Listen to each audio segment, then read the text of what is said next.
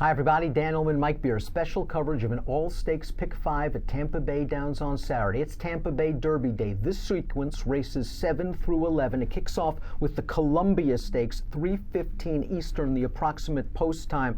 Boy, I thought this was a spread race. Thankfully, I think I got a single a little bit later on, so I can afford to spread. Let's talk about the Columbia. The number 7 Gadoo is your 2-to-1 morning line favorite, and this horse ran well when stretched out for the first time against an okay horse in Speed Franco. If you think Gadoo gets away to an easy lead, he's going to be dangerous, but I need other horses because he got an easy lead last time out in the Dania Beach. Yeah, I agree with all that stuff. I don't see how you could really play the Pick 5 seriously and not use him because he can clearly win this race. I thought he ran fine last time. Maybe it was a race he should have won, but Speed Franco's, he's pretty good, that horse. I'm going to use him even though I don't love him. The horses that I actually prefer in this race are down towards the inside, the 2 and the 3. They're going to sort of be the main focus of my Pick 5 ticket. I liked Captivating Moon's debut a lot at Arlington Park. He had a perfect trip in that race, but he really ran through the stretch. And even though he just held on last time, he went a little too soon in there. It was only a 5-horse field. They sat last. They were walking in front of him.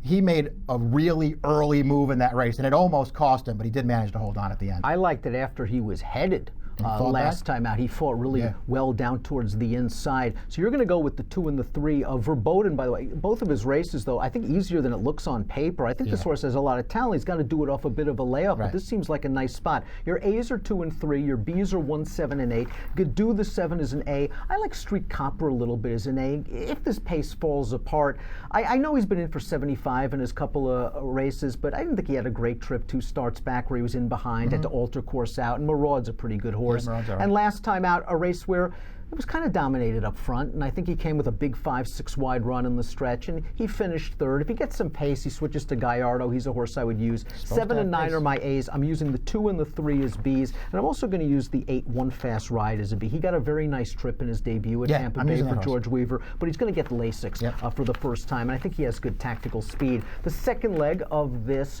all-stakes Pick 5 is the Challenger Stakes. $100,000 is the purse. Listen, the marquee name in this race is the number 7 War Story. He's banked $2.2 million in his career. He is a graded stakes winner. Last 4 races, he's run against Gun Runner. There's no Gun Runners in here. I'm going to try to beat him anyway. Yeah, there's nobody happier than Gun Runner that they finally found a race like the Challenger to run him in. I mean, look at the company this horse has been keeping. War Story. He's the War Story. I mean, he's just way the horse to beat in here. That being said, I feel like you and I have the same idea in this race. I like Rafting. I liked Rafting as a 2-year-old and as an early 3-year-old. Obviously, he hurt himself. He missed a lot of time. Sources come back running off the long layoff, Dan. Both of his first 2 starts off the layoff, he ran great both times. I agree with you. I want Rafting in here. His 2 races prepping for this have both been very good for Graham Motion. If Gun Runner kind of beat the fight out of War Story a little bit, maybe Rafting can take advantage. Maybe. You're going to use both of them, the 3 and the 7. I think Rafting's going to be real tough in here in the Challenger. Race number 9 is the Grade 2 Hillsborough. If you're out of the All-Stakes Pick 5, this race does kick off the late Pick 4. We talked about the Hillsborough. It has its own stakes preview on video.drf.com. We both picked off limits in this race, but your 2 A's in here, Off Limits and Proctor's Ledge, both coming off the layoff. Yeah, that's the real concern, I guess, for both of them, because the other main name in the race, La Coronel, has the race, and that could be a big advantage for her.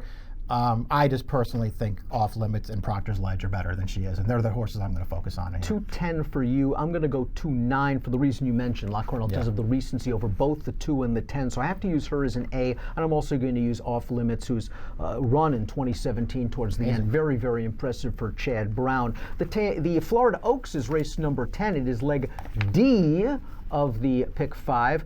Boy, you want to talk about a wide open race. This race also has its stakes preview. We go really in depth in this race on video.drf.com. For me, I'm using both Chad horses as A's, All T and Salsa Bella. Let's talk about the B's. I want to use the 6 Closer Still, who I think is okay and is slowly getting better for Marcassi. And I also want to use a little bit of Super Striking. I think this horse is coming into her own for trainer Michael Trombetta. Yeah, I can't argue with any of that. I mean, to me, this was the main spread race for me. And listen, maybe I'll just chalk out and Chad Chad will run 1-2 in here, but I think it goes beyond those two horses.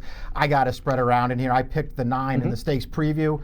Good Things Take Time. I liked her stateside debut. I like her trainer. I think she'll get a really good trip in this race. I like Chad's horse on the outside, Salsabella, though I wish she had a better post. I'm spreading in this race. I picked at 9, 12, 7, 1. I'm definitely using all 4 of those in this race, and I could go beyond them as well. 9, 12, 7, 1 are Mike's top 4 picks. 2, 12 are my A's. 6, 11 my B's in the Florida Oaks. We conclude this all stakes pick 5 with a marquee race of the entire Tampa Bay Downs meeting.